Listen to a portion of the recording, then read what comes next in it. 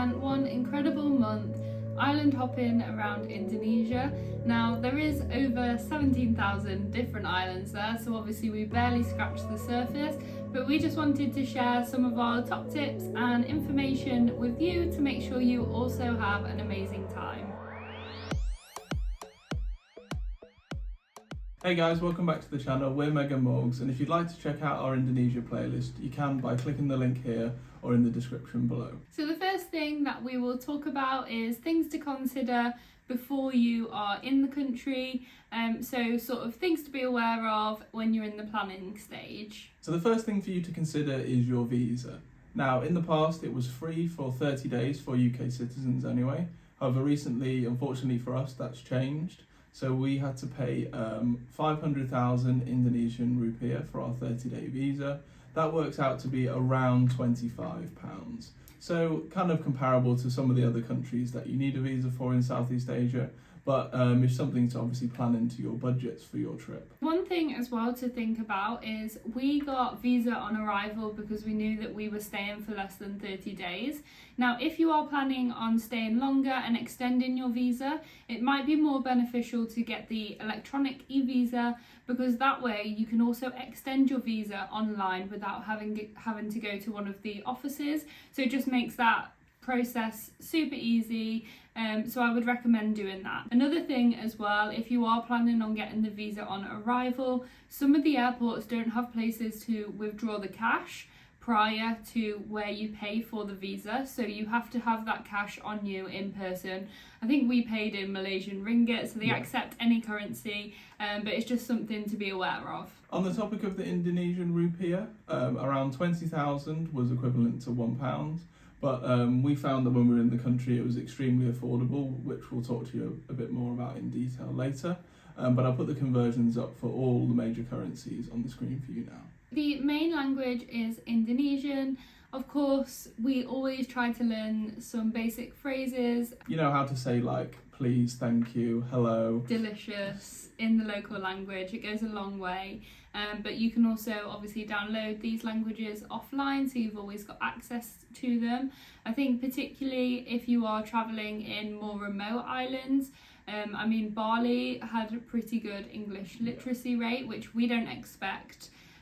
So compared to sort of the neighbouring island of East Java, where you would maybe want to have Indonesian downloaded offline. Next thing to touch briefly on, we took our drone.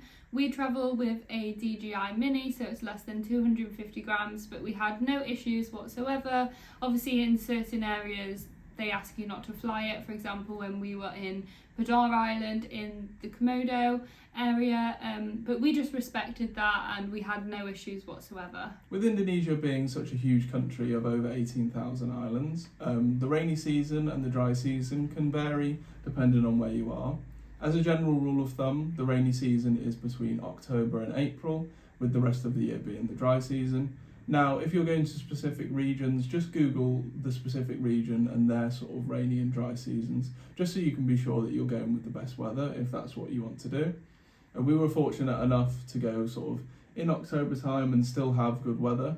So it's not sort of set in stone, but those are some general rules to abide by. Next, we'll talk to you about what to pack. Of course, Indonesia being a tropical location, you know, you're going to be hot the majority of the time.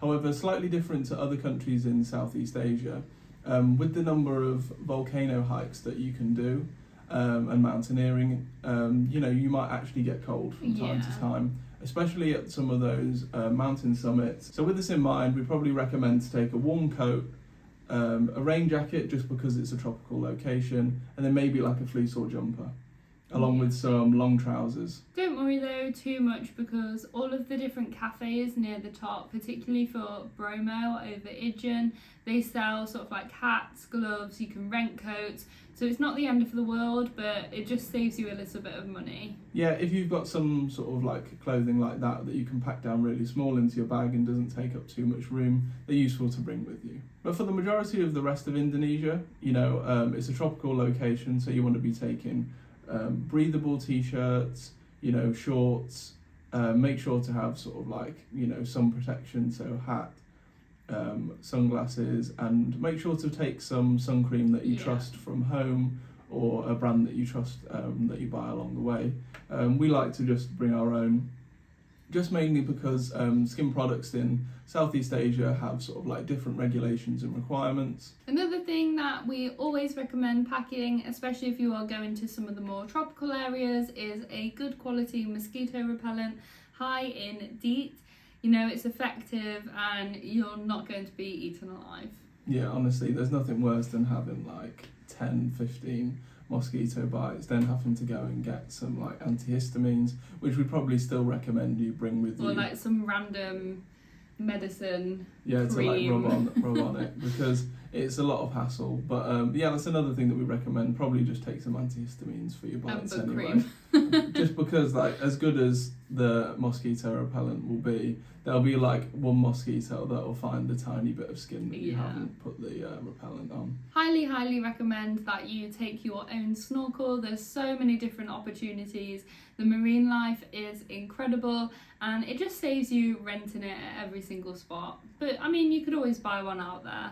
The only thing with sort of like renting them and buying them when you're out there is that some of the brands and like the quality of the stuff that you might rent or buy, you're not 100% guaranteed that they're going to be great. Whereas if you bring your own, you know, it's something that you know and trust from home, it's like a trusted brand or whatever, you know that it's going to be a real quality product. That way, you know, you can ensure that you're having a really great experience, because there's nothing worse than like your mask filling up with water, or like you try and breathe through your breathing tube for the first time and it's got like a hole in it and it kind of ruins your whole experience. So yeah, we'd recommend bringing one from home. When we are travelling as well between destinations, we always recommend taking a power bank, so a portable charger. You're always covered and you've always got access to your phone, which is where most of your information will probably be. And also through Southeast Asia, sometimes you get hit with like a power cut, for example. You know, the power might be out for a couple of hours. This way, you know, you haven't got any issues. You can just plug your phone in or whatever and you don't have to worry about it. The last thing to consider is what you will be packing all of your items into. So backpack or suitcase. And I think it depends on what your itinerary is. So if it is just Bali that you're looking to go to and spend your whole month there, then you'll probably be fine with a suitcase. If you're going to be island hopping, boat trips to all the islands, off the beaten track places, I would recommend taking a backpack. And something else to consider as well is the size of your suitcase and or backpack.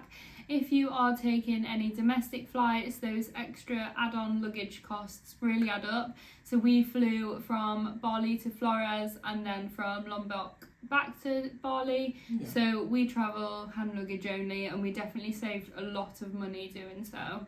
And with those domestic flights as well, although this isn't related to what you might want to pack, if you can book all those flights as far in advance as possible, you'll actually save a lot of money.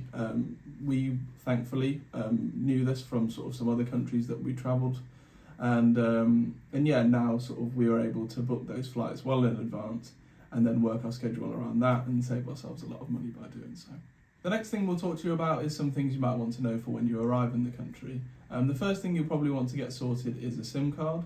So we use the Telkomsel SIM card provider. They seem to have the best coverage across the country. Even when we were on the Komodo Island boat trip, we were pretty surprised about that, considering how remote some of those islands are. It was quite a difficult experience for us to actually get the SIM card sorted. So it was pretty cheap. I think we paid like £8 each for like 50 gigabytes of data over like 28 days. But we had to go into a shop called Grapari, which was one of the Telkomsel like providers, and like give them our passports, and they had to like check through everything.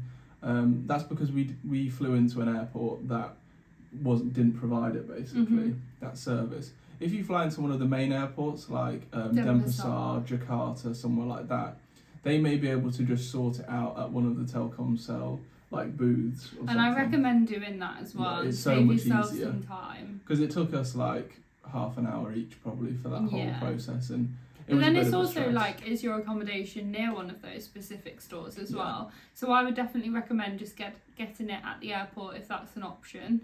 The other thing I recommend always getting at the airport is getting some cash out. You know, there's always ATMs available. It just means that you are covered that first day.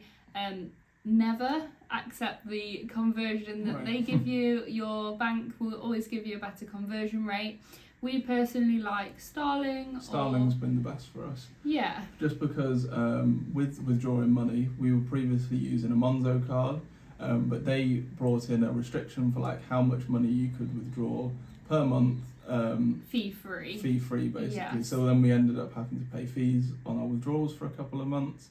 Thankfully, Meg's parents, when they came out to meet us, they brought our new Starling cards. Yes. Starling's been great. No withdrawal fees. You can withdraw as much money as you want per month. They obviously have a daily limit. But yeah, we've loved our Starling cards. And always we'd have recommend it. more than one bank card as well. Keep one in your wallet and then keep one tucked away somewhere in your backpack, because the last thing you want is to be caught without access to money. When you arrive at the airport, especially if it's one of the larger airports like Denpasar or Jakarta, there's likely going to be some free Wi-Fi for you. If you've got your SIM card, it probably won't activate for a couple of hours, so you'll be without connection to the internet. The free Wi-Fi connection will allow you to book a Grab, which we'd recommend you have downloaded, to your accommodation. This will sort of protect you from paying the stupidly high rates that the taxi Particularly drivers. in Denpasar, Yeah. they try to get as much money out of you as possible, but you know, if you've got Grab, you know that you're never going to be paying extra. Obviously it's slightly inflated than what it should be, but it's still a lot better, and you don't have to worry about explaining where exactly your accommodation is. Yeah, because that can be a pain as well. Sort of like if your accommodation's quite a long way away, the driver will, I guarantee you, say, "Oh yeah, I know where that is," and then like 5 minutes in, they'll be asking for directions, and you've got to explain them. Especially if you don't have access to internet yet. It's just save yourself the hassle the first day in your new country and just book a Grab. Yeah, what we sometimes like to do as well is negotiate with taxi drivers with sort of like knowing the Grab price. Yes. If they can match the Grab price, we're happy to go with a local taxi driver, because you know they'll get 100% of the money that we pay them rather than Grab taking a cut. And yeah, you can support a local taxi driver like that if you want to. It's just usually a normal taxi driver would not take the same price as a Grab taxi driver. It's just how it is. You know, they see you as a tourist and think, you know, I'm going to make some money out of these guys. The next category that we will go through is apps you should download on your phone, ready for when you arrive in the country. Now, as we've mentioned, Grab is great. Highly recommend. Also, if you are stuck for food one day or you just don't want to go out, you can also order food and bring it to you if you are in more popular islands like Bali or Lombok. Other apps we always recommend having is Google Maps. You can download maps of the area offline onto your phone, so as we've mentioned, if your SIM card is not yet up and running, you still have access to know exactly where you are and where your accommodation is. As well as Grab, there's also an app called Gojek. That's kind of like Indonesia's version of Grab. I think prices are slightly cheaper on there. As well as Google Maps, Google Translate, like we talked to before, allows you to download the language offline. Yep. This can be really helpful in those areas like East Java, where lots of the local people don't speak English. And it can also be nice if you've got a long journey, you could just type some words into there and start to learn little phrases and stuff like that you can then use and practice when you're speaking to people in the streets. The next app we always recommend you have is a currency converter downloaded onto your phone, so you know exactly how much money you are paying for different items or services. This is especially useful if you are travelling between different countries where that currency rate is changing. Just saves you from getting confused and saves you as well for paying over the odds. Lastly, we'll talk to you about some of the accommodation apps that we like to have downloaded. We do most of our booking on booking.com, and we find that that's the best app for us just because of the filters that they have there and the ease of use. Also, we've built up like a Genius discount, so we actually get pretty good rates on there. Yeah, and it's sort of like sometimes you get free breakfast and other things like that. It's quite nice.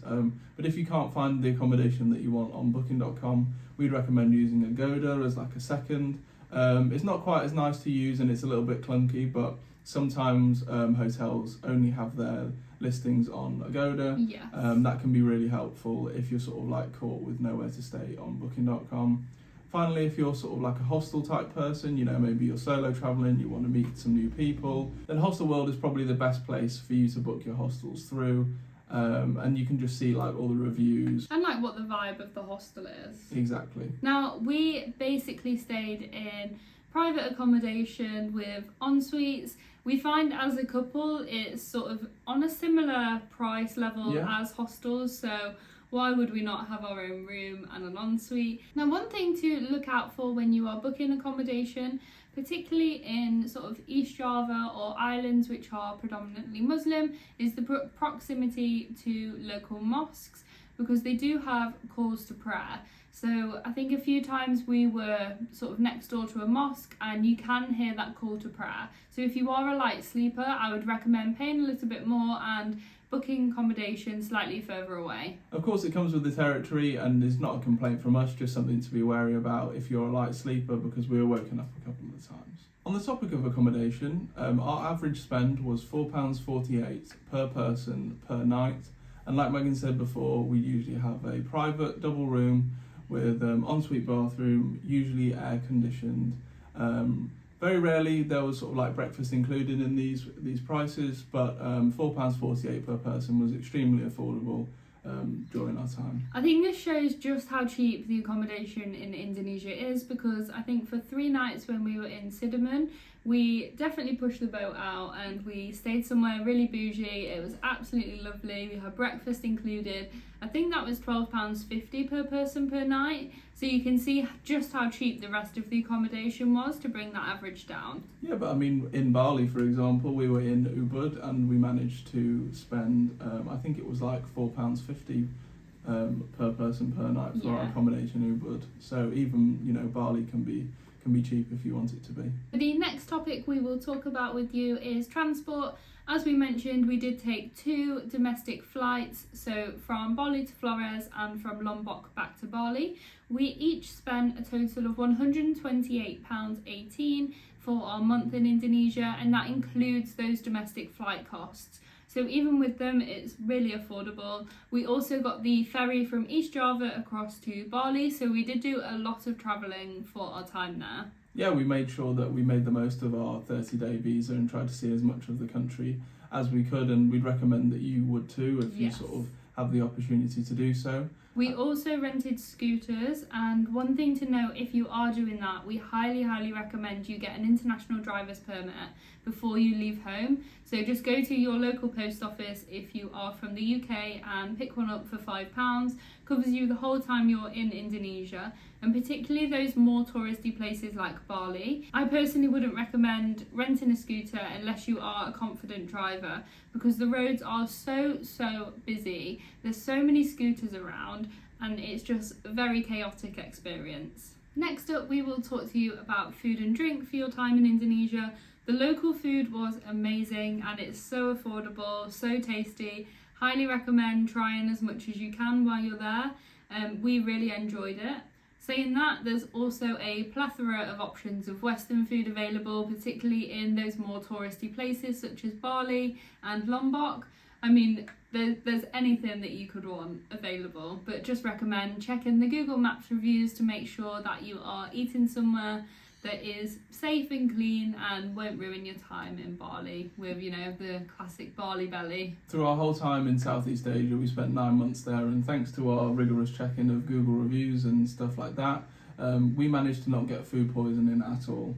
Just shows, that it doesn't happen everywhere. We went to India, for example, didn't get food poisoning there.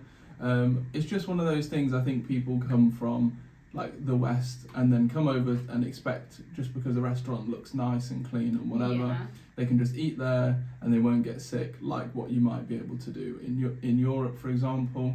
It's not the case, and many people get Bali belly and it ruins sort of like a good chunk of their trip. I guarantee if someone got food poisoning after they you're more ate likely somewhere, to leave a bad review than a good one. Exactly. Another thing that we personally travel with, which has been invaluable to us, is our life straw bottle. It means that we've saved money buying bottled water everywhere we go. We're always covered and have access to clean, safe water. Throughout our month in Indonesia, our average food and drink cost per day was around £6.50 per person. This is really cheap for Southeast Asia in general.